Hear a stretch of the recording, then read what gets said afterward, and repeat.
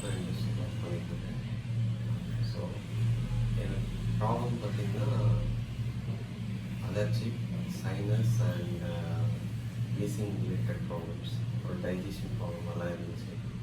So மெயினாக பார்த்திங்கன்னா allergy and sinus தான். So almost near to 15 years தான் அந்த ப்ராப்ளம் இருந்துகிட்ருக்கு. I tried various medicines try பண்ணிக்கிறேன். ஸோ ஃபைனலாக just to try alternates without medicine எதாவது ட்ரை பண்ணுவோமா அப்படின்னு சொல்லி செக் பண்ணிட்டு இருக்கும்போது I just saw this board on the roadside, pressure points சொல்லிட்டு. பட் என்னெல்லாம் தெரியாது, ஜஸ்ட் அக்குபஞ்சர் ரிலேட்டடாக ட்ரை பண்ணலாம் அப்படின்னும்போது இந்த சைட் போகும்போது இந்த போர்ட் பார்த்து தான் உள்ளே வந்தேன்.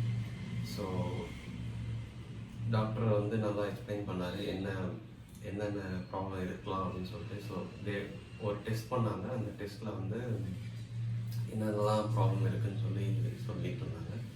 ஸோ சொன்னார் 15 to 20 கோர்ஸ்க்குள்ளே சரி பண்ணிடலாம் அப்படின்னு சொன்னாங்க. ஸோ டுடே எனக்கு 15 days கம்ப்ளீட் ஆயிடுச்சு. பார்த்திங்கன்னா நல்ல டிஃப்ரென்ஸ் இருக்குது முன்னாடி இருந்ததுக்கும் இப்போ இருக்கிறதுக்கும்.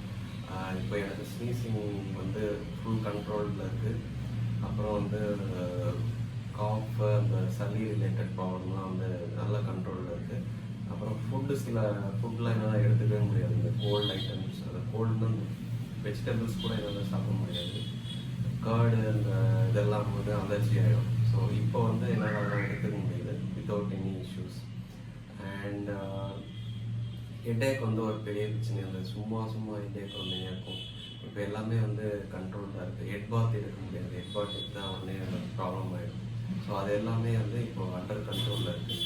ஸோ நம்மளுக்குள்ளே அந்த சேஞ்ச் நம்மளால் ஃபீல் பண்ண முடியுது.